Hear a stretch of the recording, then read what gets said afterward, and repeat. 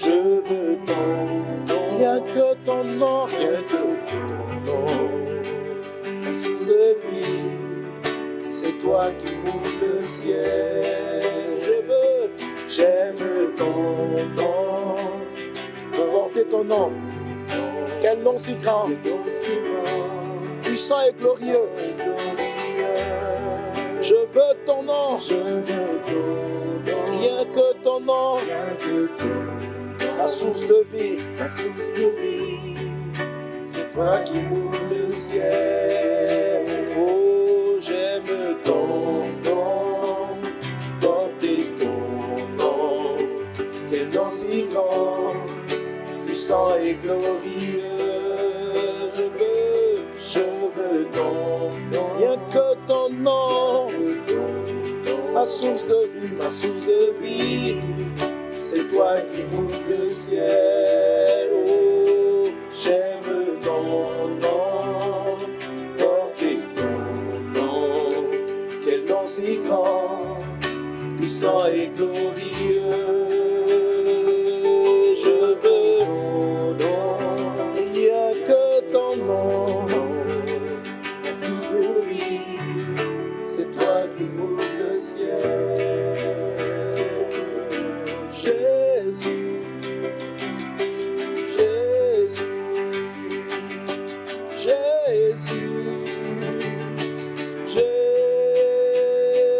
disons Jésus, nous élevons le nom de Jésus, nous glorifions le nom de Jésus, nous portons le nom de Jésus, ce nom que j'aime, ce nom que j'adore, ce nom que je prie, que je célèbre, le nom qui m'ouvre le ciel, qui guérit les vies, ce nom que je porte, le nom de Jésus. J'aime ton nom, porter ton nom, quel nom si grand, puissant et glorieux. Je veux, rien que ton nom, rien que ton nom, ma source de vie, c'est toi qui m'ouvres le ciel. Alléluia, tu es ma source de vie, Seigneur Jésus, c'est toi qui m'ouvres le ciel. Amen, amen, amen. Gloire à Dieu. Amen. Quelqu'un donne un bon amen à Jésus. Non, aujourd'hui, voilà, vous êtes... Je sens que vous êtes chaud en Jésus. Hein? Est-ce qu'on a des personnes dans la dimension de l'épouse? Alléluia. Ok, donc nous voilà là pour notre dernier épisode sur cette passionnante série, cette série qui est importante pour chacun d'entre nous. Amen. Savoir incliner le cœur des hommes. Amen. Les incliner à faire la volonté de Dieu. Pas à faire nos volontés, mais les incliner à faire la volonté de Dieu. Et ça, les chrétiens qui rentrent dans la dimension de l'épouse arrivent à plus incliner les cœurs des peuples, des nations, mieux que ceux qui sont dans la dimension de fils. La Bible dit que la création attend la révélation, la manifestation des fils de Dieu dans le livre de Romains chapitre 8. Amen. Elle attend la révélation des fils de Dieu. C'est-à-dire que les hommes seront capables de leur apporter des réponses et c'est la raison pour laquelle les cœurs vont s'incliner. Amen. Alors que cela soit au partage dans le puissant et précieux nom de Jésus. Donc j'ai divisé l'enseignement en 3 parties. La première partie, je t'ai expliqué d'abord l'importance de pourquoi les cœurs des hommes doivent être inclinés. Ça c'est vraiment important, parce qu'il y a beaucoup de chrétiens qui se disent « je m'en fous de tout le monde, c'est pas grave, le plus important c'est que j'ai une certaine communion avec Dieu ». Si tu raisonnes comme ça, tu ne pourras pas régner sur la terre. Si tu raisonnes comme ça, il y a plein de choses que tu ne feras pas, tu n'atteindras pas tes objectifs parce que tu ne tiens pas compte de l'existence d'autrui, de l'existence des autres. Est-ce qu'on est ensemble?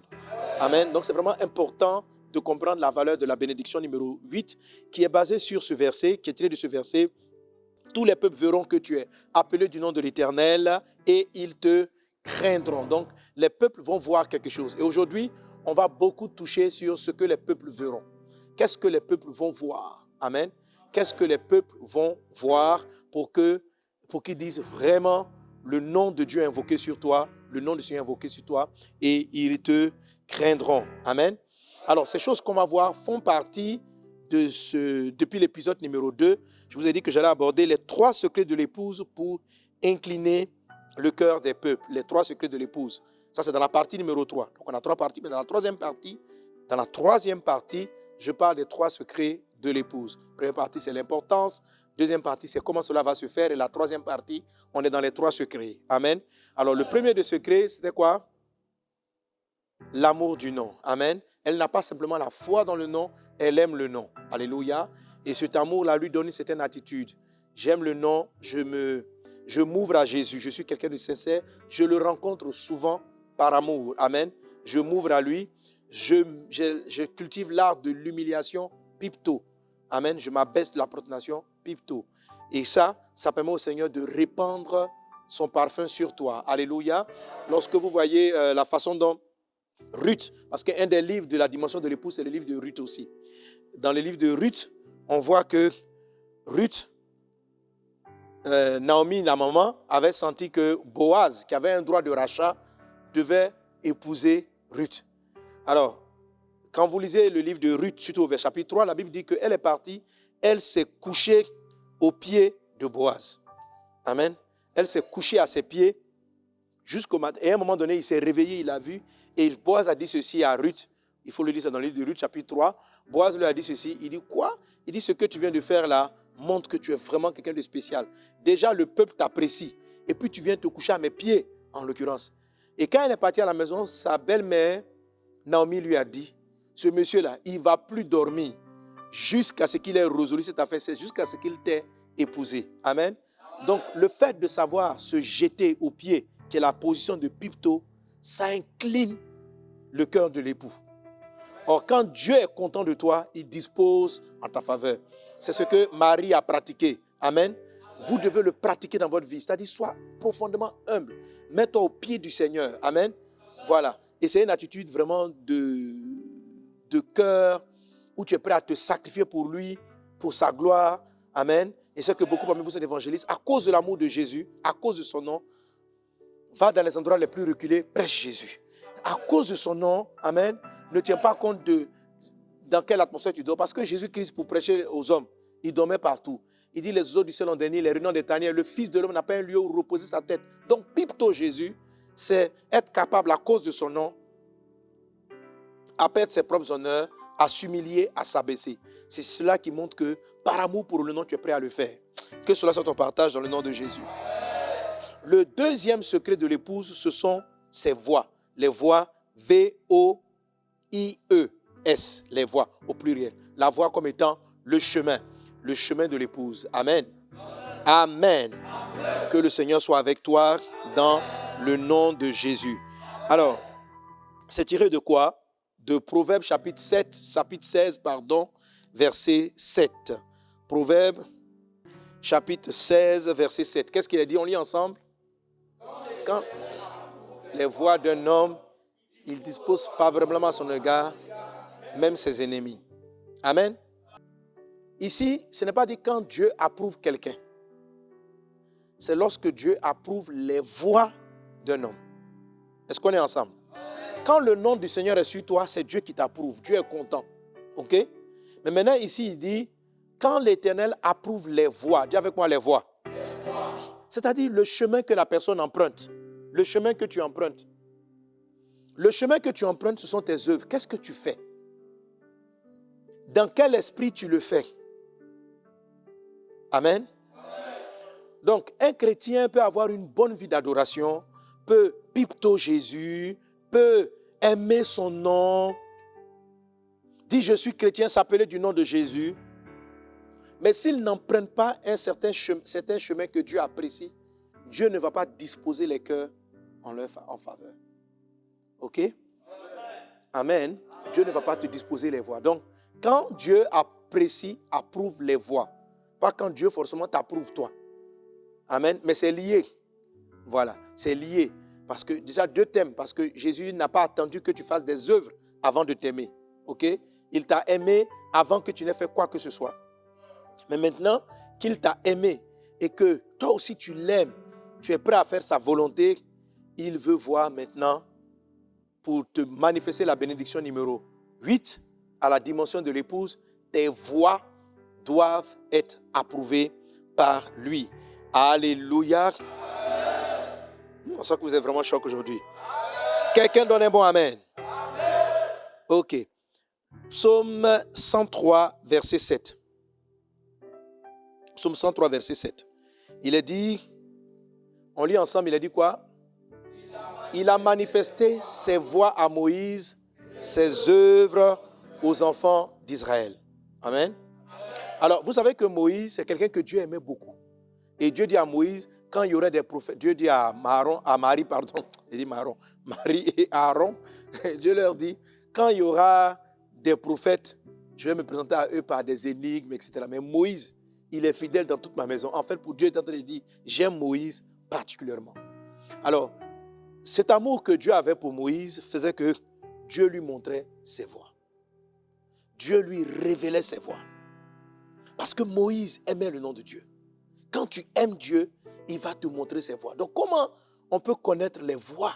Parce que lorsque Dieu approuve les voies d'une personne, il lui montre tout. Et quand Dieu approuve les voies d'une personne, il dispose les cœurs en sa faveur. C'est-à-dire que c'est Dieu qui incline le cœur des hommes. C'est Dieu qui incline le cœur des hommes. C'est Dieu qui va faire que, qui va parler à un DG qui ne dormira pas, qui va venir te dire, toi, je dois te nommer. Amen.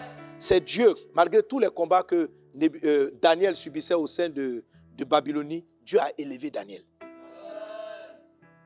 C'est Dieu qui a donné le songe à Pharaon et qui a fait que Joseph avait la capacité d'interpréter le songe. Et Dieu a disposé le cœur de Pharaon pour que, malgré que Joseph marchait dans la crainte de Dieu, malgré que Joseph aimait Dieu, Dieu l'a positionné comme premier ministre d'Égypte jusqu'à sa mort.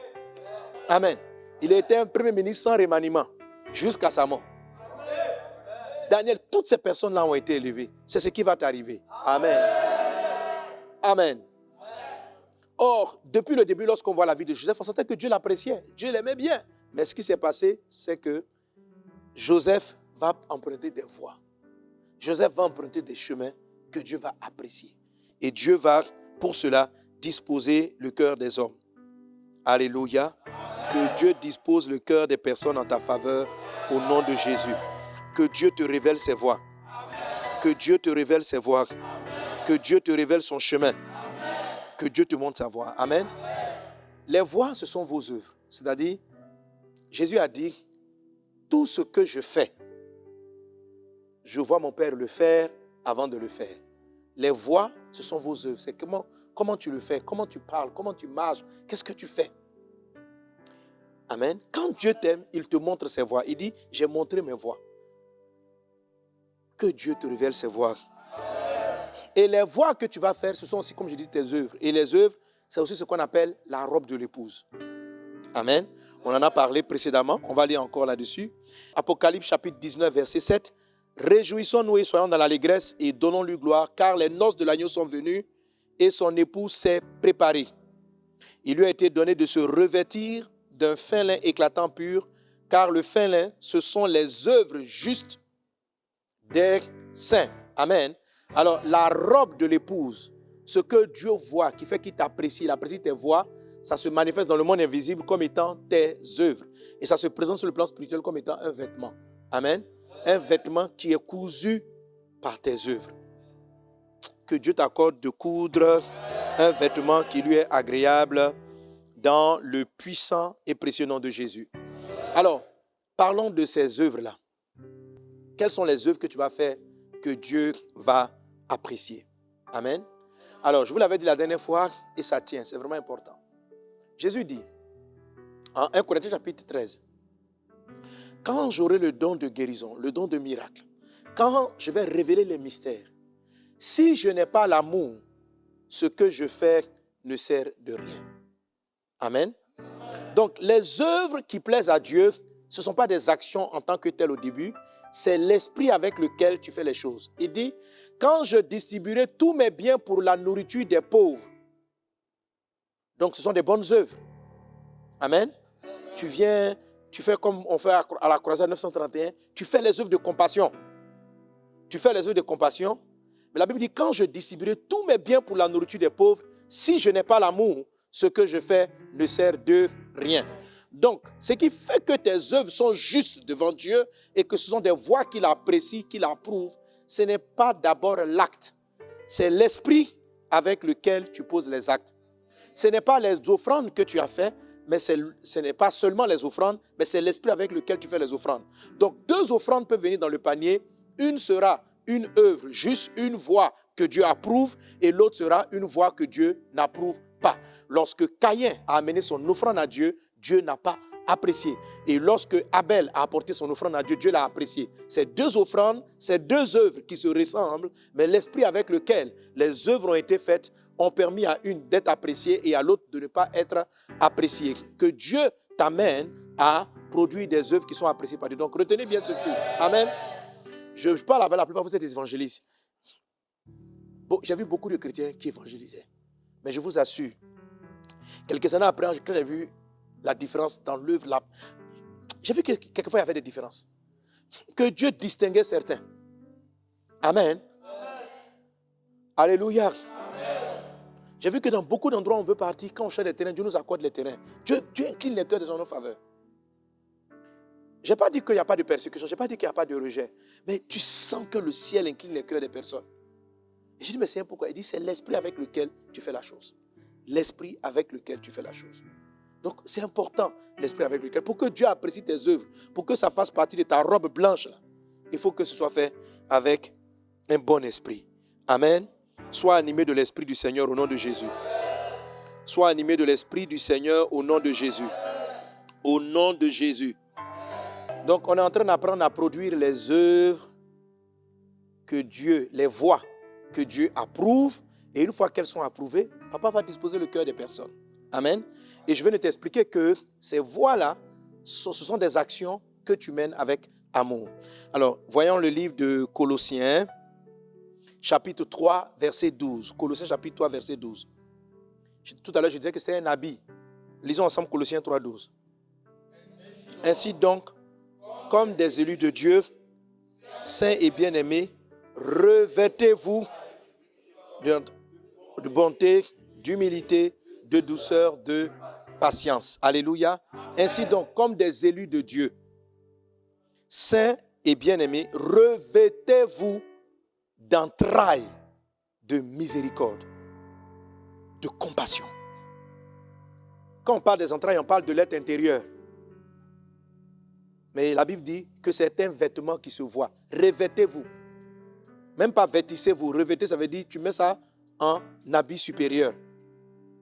Mais c'est une vie spirituelle. Il faut que vous soyez habillés. C'est ça la robe de l'épouse. Qu'il y ait de la compassion. La compassion, l'amour pour les hommes. Alléluia. D'entrailles de miséricorde. Il faut que vous soyez revêtus de bonté. Il faut que tu sois profondément bon. Que Dieu manifeste sa bonté au travers de toi. Amen. Et il faut aussi que tu sois revêtu d'humilité et de douceur et encore de patience. Ces éléments-là, dans l'amour, parce que quand on parle de l'amour, il y a beaucoup de choses à l'intérieur. Mais ces éléments-là, la miséricorde, la bonté, l'humilité, la douceur et la patience, c'est ce qui va vous ouvrir le cœur des hommes. Notez bien, miséricorde, bonté, humilité, douceur et patience, ça va vous ouvrir le cœur des hommes. Alléluia. Amen. Alors la miséricorde, ça va te parler de ton art de pardonner aux gens. Et de laisser tomber, de ne pas t'attarder sur certains détails. Ça dispose le cœur. Quand quelqu'un agit comme ça avec un cœur de miséricorde, Dieu commence à disposer. C'est-à-dire que il évangélise, il fait du social, il fait des œuvres, mais derrière cela, il les fait parce qu'il est mu. Ses entrailles ont de la compassion. Amen. Il ne pose pas les actes pour dire non, nous sommes arrivés dans tel endroit, on a fait des dons aux pauvres. Non. Ce qui l'anime, c'est la compassion de Christ. S'il n'y a pas la compassion de Christ dans ce que tu fais, ce ne sont pas des voies que Dieu apprécie. Amen. Et tu vas voir que ça ne va pas t'ouvrir les portes. Alléluia. Il y a la bonté. La bonté, c'est l'acte par lequel on fait du bien autour de nous. On fait du bien. Ça ouvre les portes. Et on va le voir aussi. Ça, la bonté, c'est un des éléments du 3e secret. Amen. De bonté, l'humilité. Et je parlerai un peu de l'humilité rapidement. Et puis la douceur, alléluia. La douceur, c'est l'art de parler. La façon dont tu parles aux gens. Ça ouvre les portes des cœurs. Parce que Dieu apprécie ça. la douceur. Amen. Il y a des gens qui sont rigoureux dans leurs propos. Quand tu es rigoureux, ça ne pas. Ça dit que j'ai des chrétiens, ça dit que là maintenant ils parlent des paroles blessantes. Ils sont là, ils disent, j'ai dit la vérité. J'ai dit la vérité. Tu sais que même quand tu travailles dans un bureau, là, il y a des manières de parler à tes patrons, il y a des façons de parler à tes collègues. Si tu sais leur parler avec douceur, leur cœur va s'incliner. Mais si tu leur parles avec... Je t'ai dit, leur cœur ne va pas s'incliner. Alors, je vais arriver rapidement là-dessus. Est-ce qu'on est ensemble? Alléluia. Alors, la dernière fois, on a étudié un peu les différentes dimensions de l'amour, n'est-ce pas? J'en ai parlé, la largeur, tout ça. Ok. Combien parmi vous ont déjà reçu une révélation de Dieu sur l'Azerbaïdjan? C'est un pays, est-ce que vous le connaissez? Combien ont déjà reçu une révélation de Dieu sur le Turkménistan? Alors, posez-vous la question, pourquoi, quand Dieu vous donne des rémas ou des révélations, des orientations, ça n'arrive que pour des peuples que vous connaissez?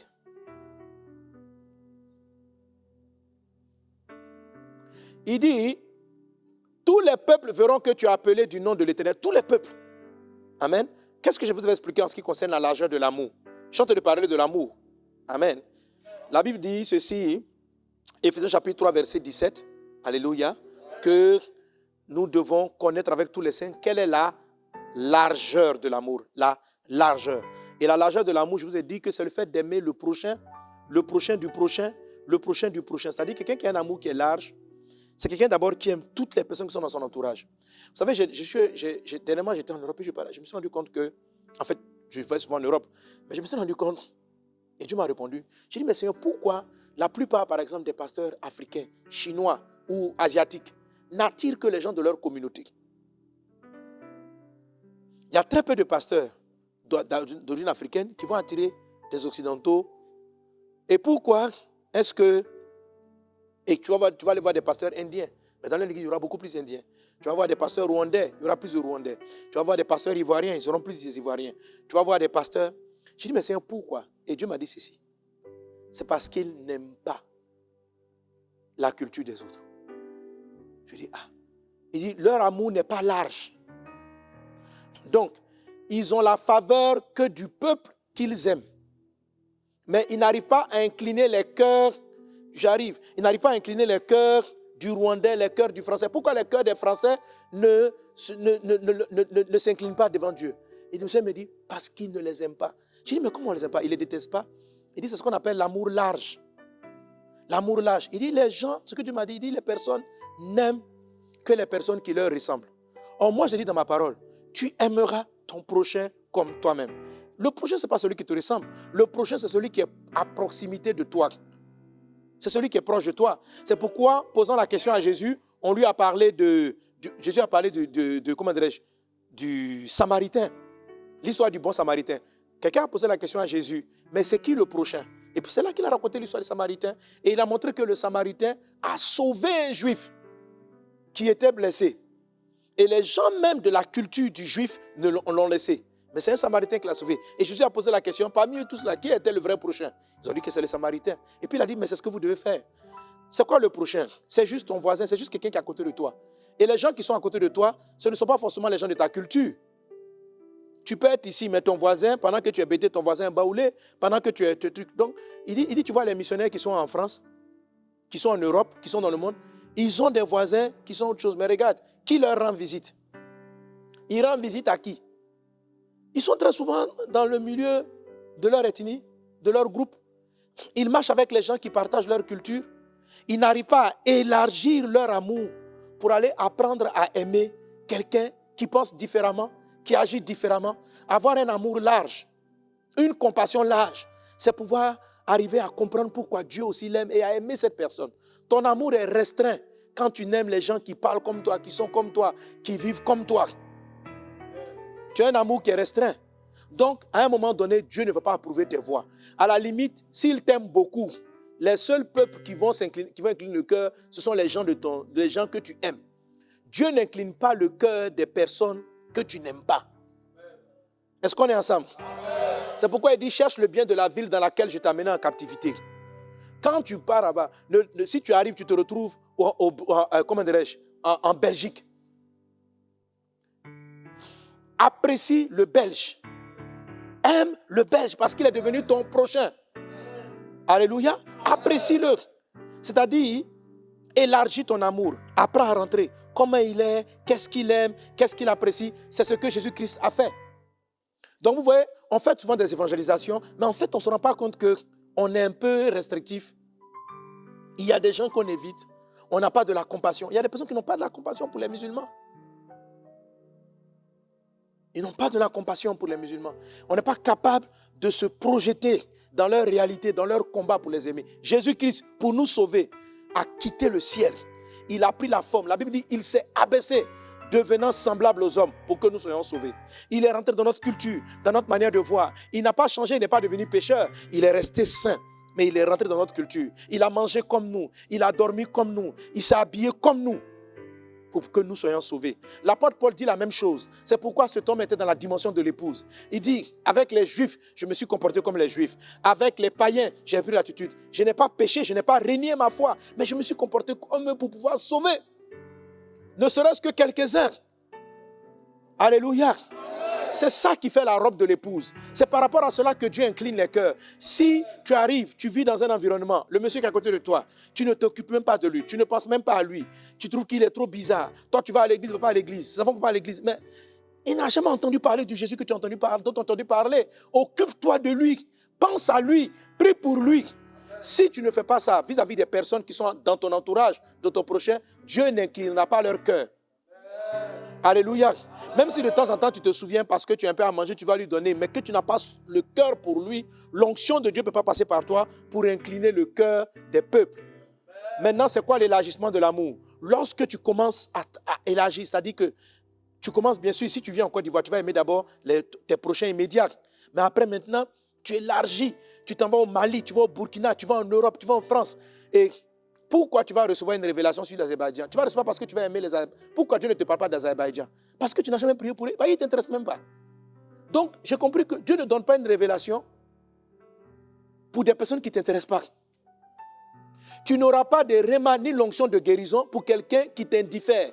Si un peuple t'indiffère, Dieu ne te parlera jamais de lui. C'est-à-dire que pour que Dieu passe par toi, pour aller guérir un sénoufo, il faut qu'il soit dans ton cœur. C'est-à-dire que s'il n'est pas dans ton cœur, là, jamais l'onction va venir te visiter pour aller le trouver. Jamais, si tu ne portes pas le peuple arabe, l'onction ne viendra pas te donner des paroles pour eux. Tu ne trouveras aucune prédication pour eux. Tu ne sauras jamais leur parler. Et les cœurs de ces peuples-là ne te seront pas acquis. Est-ce qu'on est ensemble? Alléluia. Donc, il ne s'agit pas simplement de faire de bonnes œuvres, mais il s'agit de faire des œuvres avec des entrailles de miséricorde. C'est quoi la miséricorde? C'est capable d'accepter les gens. C'est capable de les aimer. C'est capable de les porter. C'est capable de regarder. Jésus nous aime. On est différents. Quelqu'un qui a un amour qui est large, c'est quelqu'un qui aime les gens, qui apprécie les gens. Parce que les gens ne sont pas comme toi. Jésus a dit, il n'est pas bon que l'homme soit seul. La terre n'est pas comme toi. Toi, tu n'arrives pas à sortir du comme toi. Tu manges placali, tout le monde doit manger placali. Tous ceux qui ne mangent pas placali, tu ne manges pas avec eux. Ton amour est restreint au placalidrome. Tu manges garba. Tous ceux qui ne mangent pas garba, tu ne manges jamais avec eux. Mais Jésus a mangé nos plats. Vous comprenez, je veux dire, l'amour qu'on a pour une personne, c'est le fait d'être capable d'entrer dans ça, de se transposer dans cette personne. Si vous faites ça, Dieu va incliner le cœur des hommes. Si vos voix, vos évangélisations, vos actions sont mues par les entrailles de miséricorde, alors, parce que quand on parle de la miséricorde, ce n'est pas la miséricorde vis-à-vis de Dieu. C'est la miséricorde vis-à-vis de notre prochain. La miséricorde, c'est quoi? C'est le fait de lui faire grâce, c'est le fait de le comprendre, c'est le fait de lui pardonner. C'est ça. Donc c'est comme ça que les cœurs des gens vont s'incliner, parce qu'on a l'esprit. Amen. Donc Dieu m'a dit ça, et j'ai dit ça à nos missionnaires, aux boss de l'Europe. Je leur ai dit, frère, si nous sommes là, les Blancs sont compliqués, les Européens sont comme ceci, les Chinois, les Mauritaniens. Regardez ici, en Côte d'Ivoire, on a plein de Mauritaniens. Mais il y a combien qui viennent à l'église? Combien portent le fardeau des Mauritaniens? On les trouve bizarres. Ils sont dans leur boutique. On les regarde étrangement. Mais tant que Dieu ne va jamais te donner, tu vas aller l'évangéliser, il ne va même pas se convertir. Parce que tes œuvres d'évangélisation, là, ce n'est pas les voies de Dieu. Lui-même, là, tu ne l'aimes pas. Tu l'évangélises pour te débarrasser, pour dire que hier, j'ai évangélisé un Mauritanien. C'est une évangélisation de débarras. Ce n'est pas une évangélisation de compassion. Il faut l'aimer pour dire, mon Dieu, pourquoi ce monsieur, mon boutiquier, tous les jours, je vais acheter de l'huile chez lui? Où est-ce qu'il va passer l'éternité? Et tu vas élargir ton amour pour aller vers lui. Tu vas comprendre comment il pense. Tu vas étudier sa vie. Tu vas prier pour lui. Tu vas apprendre à parler. Tu vas rentrer dans son cœur pour le toucher. Et c'est comme ça que tu recevras l'onction pour toucher les Mauritaniens. Et quand Dieu voit une personne, Pierre a demandé à Jésus, a demandé à Pierre, pardon, est-ce que tu m'aimes? Jésus lui a dit, je t'aime, paie mes brebis. Et un jour, quelqu'un a posé la question, Jésus a dit, j'ai encore des brebis qui ne sont pas de cette bergerie. Je dois aller les chercher. Toutes les brebis de Dieu ne sont pas des Ivoiriens. Toutes les brebis de Dieu ne sont pas des Congolais. Les brebis de Dieu ne sont pas des Chinois seulement. Les brebis de Dieu, c'est toute la terre. Il y en a, il dit, il viendra vers moi des hommes de tout peuple, de toute nation. On dit que les richesses des nations vont venir sur l'église. Mais je t'assure, si tu ne t'occupes pas des Azerbaïdjanais, leur richesse ne viendra jamais chez toi. Parce que tu ne seras pas une bénédiction pour eux. Pourquoi tu vas t'envoyer les ressources que ces gens-là détiennent? Il y a des richesses qui te sont données, qui sont tenues par les mains des Marocains, par les mains du Mauritanien, par les mains du Sénégalais, par les mains du Wolof. Jésus a une richesse dans tous ces peuples. Il dit les richesses des nations viendront vers vous. Mais les nations ne vous intéressent pas, c'est leur argent qui vous intéresse. Aujourd'hui, ils sont propriétaires, il faut que pour que leur cœur s'incline, il faut commencer à prier pour eux. Il faut les aimer, il faut les porter à cœur. Il ne faut pas être là. Tu as entendu? Les Arabes, ils sont comme ceci. Les Arabes sont comme cela. Les mêmes Arabes aussi disent ça. Les Africains sont comme ceci. Les Africains sont comme cela. Nous sommes dans un peuple. Quand on collabore, c'est juste pour des intérêts financiers, matériels, parce qu'on travaille dans la même entreprise. Mais il n'y a pas réellement de compassion. Combien de filles qui m'écoutent ici travaillent chez des Libanais, travaillent avec des entreprises de Libanais, mais ils ne cherchent même pas à les convertir parce qu'ils les trouvent bizarres. Tout ce qui les intéresse, c'est le salaire qui sort de la main du Libanais. Et le monsieur est en train d'aller en enfer. Si tu n'as pas de compassion pour lui, Dieu ne te donnera pas de révélation pour lui. Si tu ne pries pas pour lui, Dieu ne te donnera pas de révélation sur lui.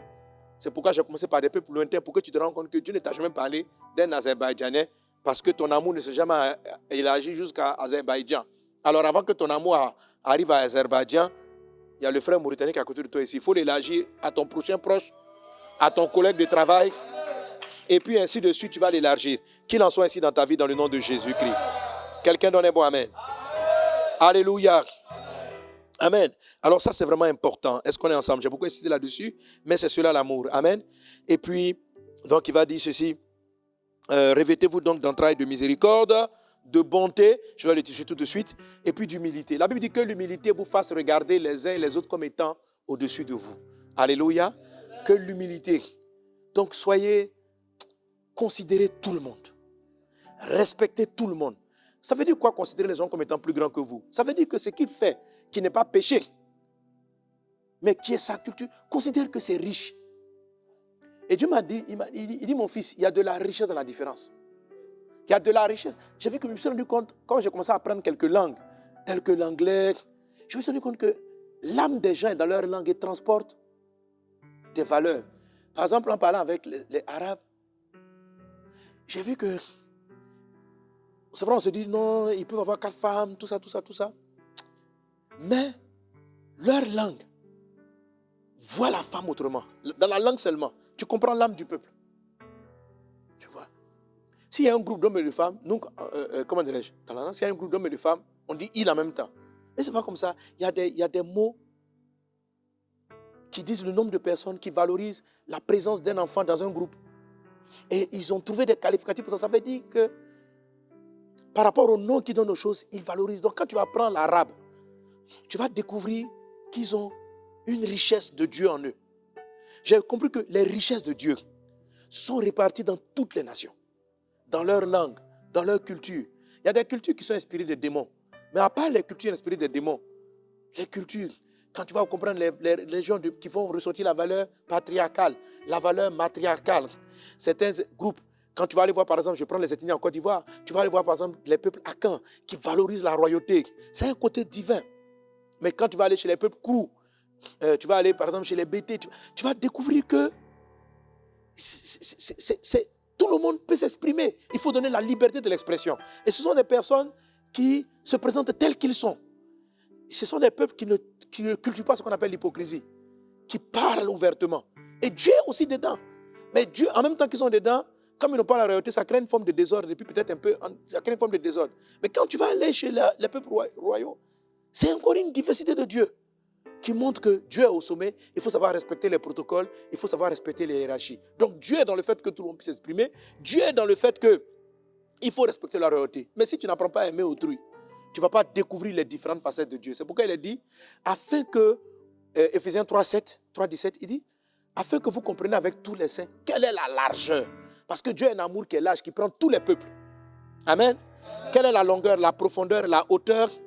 Et il dit, et de connaître l'amour de Christ qui surpasse toute intelligence.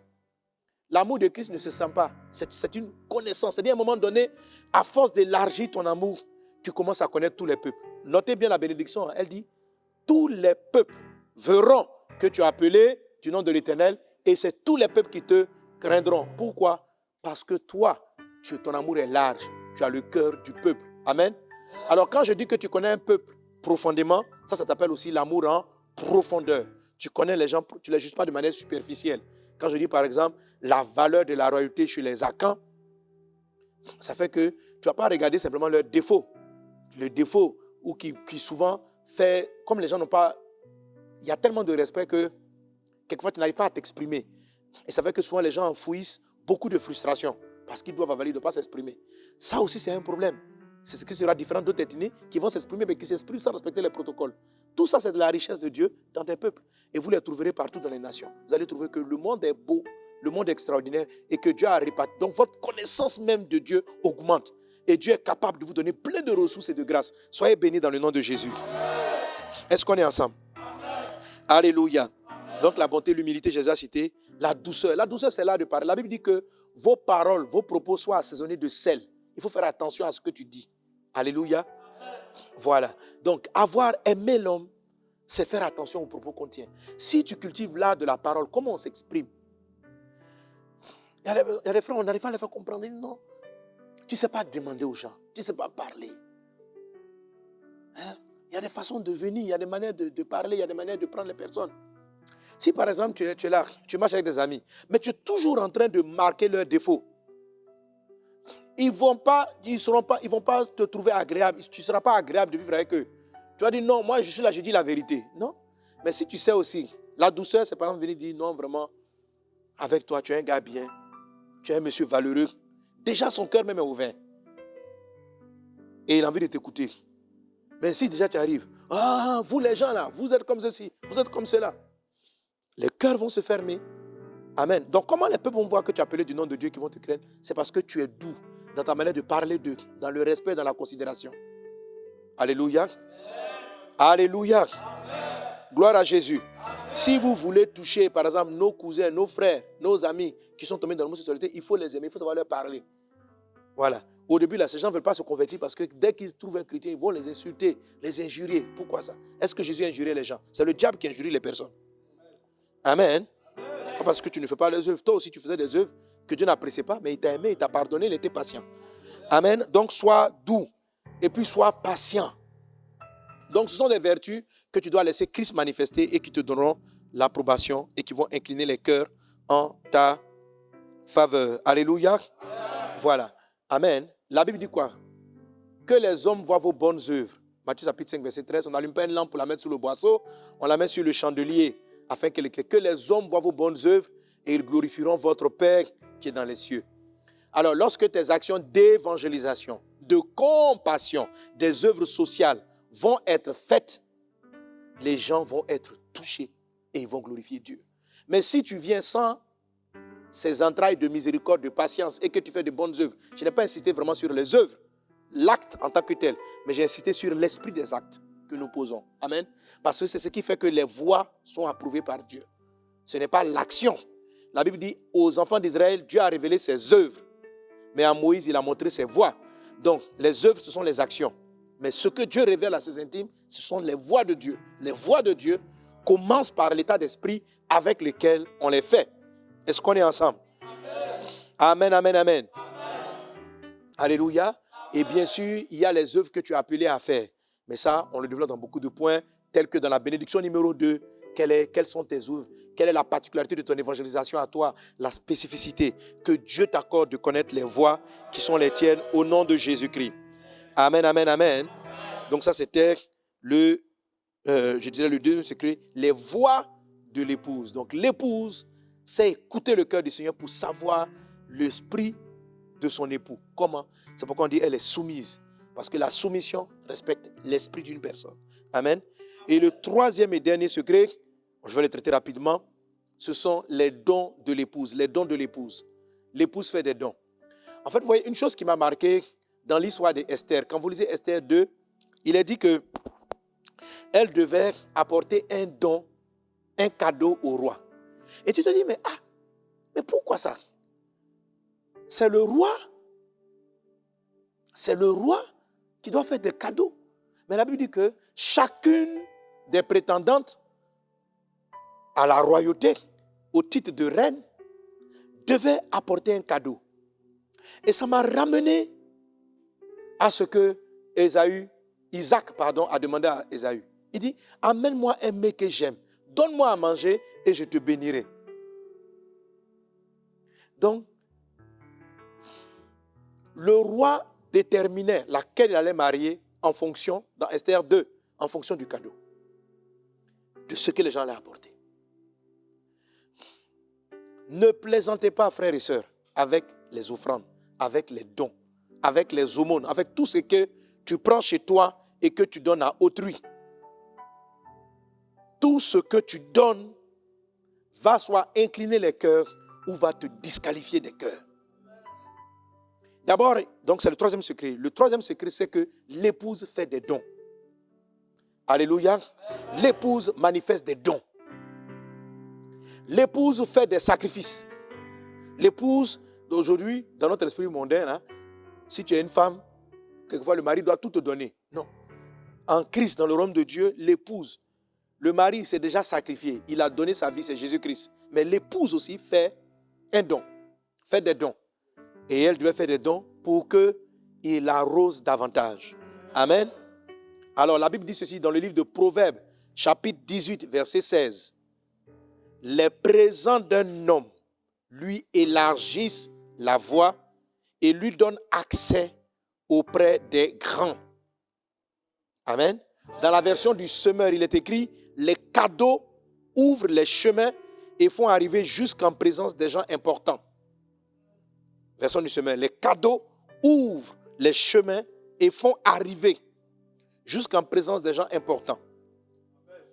Amen. Dans la version d'Arby, il est dit, le don d'un homme lui fait place et l'introduit devant les grands.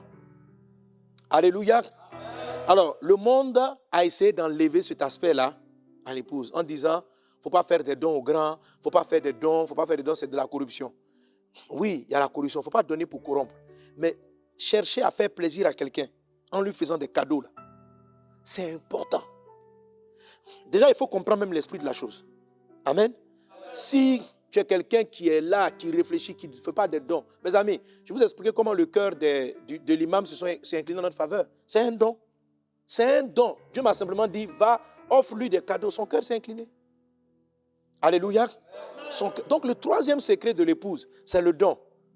Esther a écouté les conseils de Hégaï, symbole du Saint-Esprit, pour faire un don qui a touché le cœur de Dieu. Jacob ne savait pas ce que papa aimait, mais il a écouté l'épouse. Donc en fait, le don que Jacob a donné à Isaac, c'est le don de l'épouse. Parce que c'est le don qui venait de sa maman. Est-ce que vous me suivez? Qui était l'épouse, qui est l'épouse de Isaac. Donc, quel est le don qu'il a fait? Isaac n'a pas fait un don de fils. Le don du fils, c'était le don de Ésaü. Donc, Ésaü a été envoyé, Ésaü est parti chercher, mais le fils là, il n'arrive jamais à temps. Donc, l'épouse a pris le relais. Et elle explique donc à Jacob, voici comment tu vas procéder. L'épouse, elle a montré les voies et Jacob est parti, il a fait un don. Mais le don qu'il a fait, ce n'est pas lui. Le don qu'il a fait, c'est un don à la dimension de l'épouse. Mais le don qu'il a fait, de la manière dont ça a dérangé son papa. Isaac s'est levé, il a commencé à l'arroser de toute grâce. Il dit quoi? Regardez les bénédictions. Je n'ai pas le temps d'aller le lire, mais lisez-les. Vous allez voir. Il dit quoi? Il dit, les peuples te seront soumis. Les peuples te seront disposés. Le ciel t'est favorable. La terre t'est favorable. Juste à cause d'un don, on lui a tout donné. Amen. À cause d'un don, on lui a tout donné. Faites des dons. Caïn a été disqualifié par un don. La femme qui a apporté 2 pièces d'argent, Jésus s'est arrêté pour prendre son don. Salomon, tous les cœurs se sont inclinés parce que lui, il est venu, il a fait un don à Dieu qui a touché le cœur de Dieu. Après quoi, qu'est-ce qui s'est passé? Tous les autres venaient de toute la terre, venaient lui apporter des dons. Ne jouez pas avec les dons. Ne jouez pas avec le moment de l'offrande dans l'église. L'épouse ne badine pas avec l'offrande. L'épouse ne badine pas avec l'offrande. Quand elle arrive, elle va faire l'offrande dans l'église. Elle ne dit pas non, c'est petit, c'est comme ceci. Elle fait un sacrifice. Elle apporte quelque chose qui tient. Et elle essaie de trouver ce qui va toucher le cœur de Dieu. Alléluia. Le don aussi, ce n'est pas seulement vis-à-vis de Dieu, c'est aussi vis-à-vis des autres. C'est ce qu'on appelle l'aumône. Là, ce qu'on donne aux pauvres. La Bible dit quoi parlant de Corneille? La Bible dit quoi parlant de Corneille? Il dit, tes prières et tes aumônes sont montées. Acte chapitre 10. Tes prières et tes aumônes sont montées. Et Dieu est allé parler à Pierre. Il faut aller lui parler. Dieu a incliné le cœur de Pierre pour qu'il soit favorable à Corneille. À cause de quoi? À cause seulement de ses prières? Non. À cause de ses dons. C'est un homme qui donnait aux gens. Ses dons lui ont ouvert la porte et Dieu a été touché par ses dons. Un jour, les gens sont venus voir Jésus. On dit, il y a un centenier qui a le serviteur malade. Est-ce que tu peux aller prier pour lui? Le texte, l'histoire est répétée dans au moins 3 évangiles. La Bible dit, c'est l'histoire du centenier. La Bible dit que les Juifs, les sacrificateurs, les pharisiens ont mis la pression. La Bible dit qu'ils ont demandé à Jésus avec instance. Et ils ont dit ceci, il mérite que tu lui accordes cela parce qu'il a construit le temple. C'était un centenier, un étranger. Jésus a dit à la femme cananéenne, moi je ne prie pas pour les étrangers. Pour le moment là, je m'occupe des Juifs. Après, mon amour va s'élargir et ça va toucher le monde entier. Et pour le moment, je commence par les Juifs. Mais pour ce centenier, Jésus s'est déplacé. Mais pourquoi Jésus s'est déplacé? Lisez bien le texte. D'abord, les gens ont plaidé en sa faveur. Pourquoi? Parce que c'est lui qui a construit le temple. Parce que c'est lui qui a construit le temple. La pécheresse, elle a obtenu grâce, son cœur est rendu, elle a touché Jésus. Jésus dit, son nom sera associé à l'évangile. Donc, ne banalisez pas le moment de l'offrande, pensez que non, je prêche l'évangile, je fais des prières, ça va. Non, tu veux que le cœur de Dieu s'incline, le cœur des hommes s'incline, il faut faire des dons.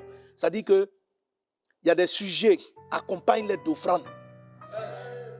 Pas seulement du jeûne, il y a le jeûne et la prière, puis il y a l'offrande même. Accompagne-les d'offrande. Amen. Ce n'est pas parce que tu viens acheter Dieu, c'est parce que tu viens l'honorer. C'est parce que tu veux lui faire plaisir. Ça dispose le cœur du Seigneur et il t'est favorable. Il y en a qui disent non, c'est une manière d'acheter Dieu. Tu n'achètes pas Dieu? Alléluia. Amen. Tu n'achètes pas Dieu. J'ai connu une dame, son mari était au bord de la mort. Et puis elle est venue, elle m'a vu. Elle est venue m'a chercher, elle est venue faire une offrande. Elle a fait une offrande de près de 10 millions. J'étais touché, j'ai prié. Mais quand j'ai ouvert la bouche, je n'étais pas impressionné par le montant. Mais j'ai senti que ça impressionnait Dieu. Parce que je crois qu'elle avait dû fermer un compte. Je ne sais pas qu'est-ce qu'elle a fait, mais j'ai senti que le ciel était... Et ce dernier temps, la chanson, c'est là énormément. Amen. Il y a mes fils spirituels, évidemment, les pasteurs, ils sont au stade, ils sont venus me voir. Puis, je parlais avec eux, je leur donnais des conseils, les pasteurs. Puis, je priais pour eux. Et puis, à un moment donné, pasteur José il a dit, ah, nous, tes fils, on s'est mis ensemble et on a fait cette enveloppe-là. Et je n'ai pas compté le montant. Quand j'ai pris, c'est comme si l'atmosphère a changé. J'ai senti l'onction passer à un autre niveau. Il dit, donc moi-même de mon cœur, il dit, papa, tu ne joues pas à faire l'offrande, hein? Donc moi-même, j'étais spectateur. La présence de Dieu qui est descendue dans la salle où on était là, presque la plupart sont tombés sous l'onction. Avant qu'il ne fasse l'offrande, j'avais commencé à prier pour eux. Je dis, vous êtes bénis, mes fils. La grâce de Dieu est sur vous. La faveur est sur vous. Allez, réussissez, tout ça là. Et puis ils ont dit, c'était vers la fin. Ils ont dit, bon, papa, vraiment merci pour tes prières. Tiens l'offrande. Je pense que même ils ne s'attendaient pas à ça. Mais en même temps, l'Esprit m'a commencé à me parler d'eux. Et j'avais de l'eau sur moi. L'Esprit m'a dit, prends l'eau. Dis que tout ce qui a été asséché va revivre. Donc l'Esprit de la prophétie est tombé sur moi. Oui. Donc ça fait plusieurs fois que je constate ça. C'est-à-dire que l'onction prophétique descend sur moi en fonction de l'acte d'une personne. Et il y a des fois, les gens donnent avec un mauvais esprit. L'onction ne vient pas sur moi. Ce n'est pas que je veux provoquer. C'est-à-dire ça provoque quelque chose. Ce que Isaac a dit. Il dit, donne-moi un mec que j'aime afin que mon âme te bénisse. C'est-à-dire que l'âme ne pouvait pas démarrer sans le don. Lui-même, il voulait bénir, mais il avait compris que c'était un secret spirituel important. Donc, ne plaisantez pas avec vos dons, ne plaisantez pas avec vos offrandes. Faites donner aux hommes, donnez à Dieu, donnez aux pauvres. Amen. Les autorités, là, faites-leur des dons.